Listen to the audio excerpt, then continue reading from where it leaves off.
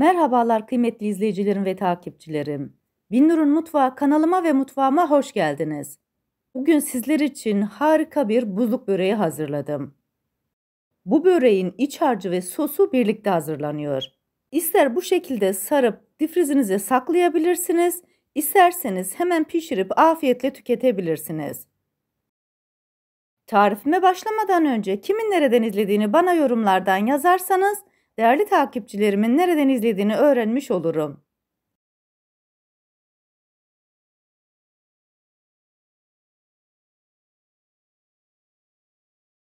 Sizleri daha fazla bekletmeden bu leziz böreğin tarifine geçiyorum. Herkese iyi seyirler. Böreğimizin ilk olarak sosunu ve iç harcını hazırlıyoruz. Bunun için 4 adet patatesi haşladım. Haşlanmış patatesin içerisine 1 çay kaşığı karabiber, 1 tatlı kaşığı pul biber, 1 tatlı kaşığı tuzu koyuyorum. 1 yemek kaşığı oda sıcaklığında bekletmiş olduğum tereyağını ekliyorum. Ezici yardımıyla bütün malzemeleri birbirine karıştırıyorum. Bu aşamada patateslerinizin püre kıvamına gelmesine özen gösterin.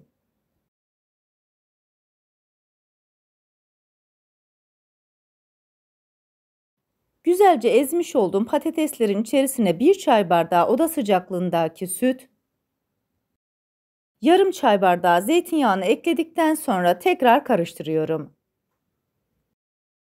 Bu arada tarifimi buraya kadar izleyip beğendiyseniz ve hala kanalıma abone değilseniz, abone olarak beğeni ve yorumlarınızla beni desteklerseniz çok sevinirim. Beğeni ve yorumlarınız benim için gerçekten çok kıymetli.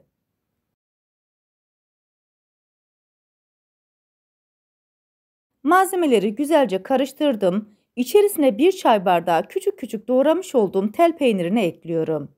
İsterseniz bu aşamada kaşar peyniri de kullanabilirsiniz. Çeyrek demet maydanozu ekledikten sonra kaşıkla şöyle bir karıştırıyorum.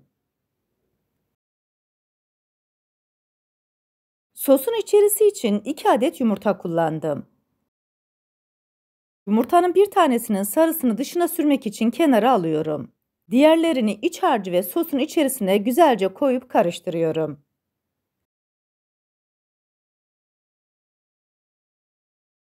Hem iç harcımız hem sosumuz hazır. Bunları kenara alıyoruz. Bu tarifimde 3 adet yufka kullandım. Yufkanın bir tanesini alıyorum, tezgahın üzerine açıyorum. İç harcını 3 seferde kullanacağız. İlk seferini birinci yufkanın içerisine koyuyorum. Kenarlarından 4 parmak kalacak şekilde iç harcını yufkanın üzerine yayıyorum. Bu böreği yapmak gerçekten çok pratik. Sosu ve iç harcı için ayrı ayrı uğraşmıyoruz. Hepsini bir arada yapıyoruz, yufkanın üzerine koyuyoruz. İkinci yufkayı birincinin üzerine koyuyorum.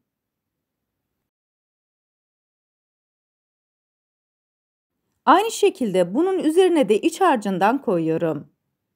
Kenarlarından 4 parmak kalacak şekilde bırakıyorum. 3 adet hazır yufkayı bu şekilde yaparak hazırlayacağım. Bu arada bu tarifimde kullanmış olduğum bütün malzemeleri videomun altındaki açıklama kısmında ölçüleriyle birlikte paylaşıyor olacağım. İsterseniz oradan da bakıp faydalanabilirsiniz. Üçüncü yufkayı da koyduktan sonra kalan iç harcının hepsini üzerine koyuyorum. Daha sonra yufkaların etrafında 4 parmak bırakmıştık. Onları içeriye doğru katlıyorum.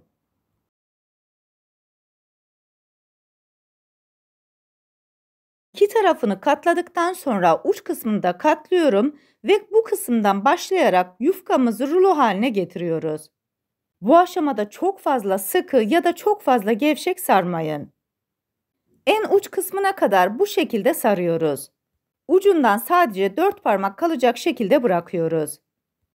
Boşta bırakmış olduğumuz kısmı suyla ıslatıyoruz. Daha güzel yapışması için fırça yardımıyla her tarafın su olmasını sağlıyorum.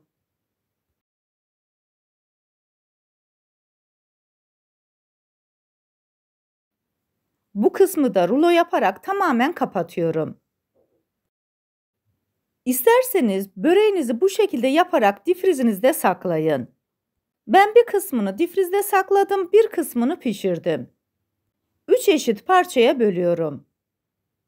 2 parçayı buzdolabı poşetine koyuyorum. Bunları difrize koyacağım. Misafirim geldiği zaman hemen çıkartıp buzluyken keseceğim ve fırın tepsisine koyacağım. Bu şekilde yaparak pişirdiğiniz zaman da çok güzel ve lezzetli oluyor. Buzdolabı poşetine yufkayı koyduktan sonra sıkıca ağız kısmını kapatıyorum. Bu arada tarifimi buraya kadar izleyip beğendiyseniz sosyal medya hesaplarınızdan arkadaşlarınızla paylaşarak bana destek olursanız çok sevinirim. Ayrıca kanalımda birbirinden güzel farklı tariflerim var. Onlara da göz atmayı sakın unutmayın. 2 parçayı difrize götürüyorum. Diğer parçayı da bir parmak aralıklarla kesip fırın tepsisine koyuyorum. Bu aşamada çok fazla kalın kesmemeye özen gösterin. İçerisine koymuş olduğumuz malzemeler sayesinde biraz daha kabarıyor ve daha güzel gözüküyor.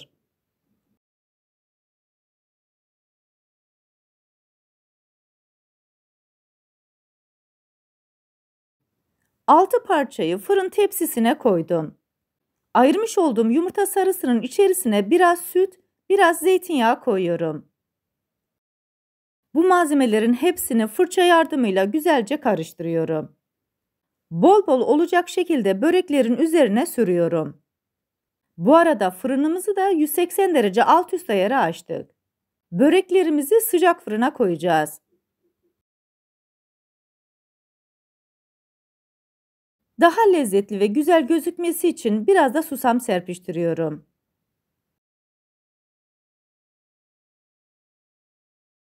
Hazırlamış olduğum böreği sıcak fırına götürüyorum. 35 dakika boyunca kontrollü bir şekilde börekleri pişirdim. Fırından çıkartır çıkartmaz ilk sıcağının geçmesini bekliyoruz. Lezzetine doyamayacağınız harika böreklerimiz hazır. İç harcıyla ve sosuyla o kadar lezzetli oldu ki tadına inanamayacaksınız. Sizlere bir de bu leziz böreğin iç dokusunu göstermek istiyorum.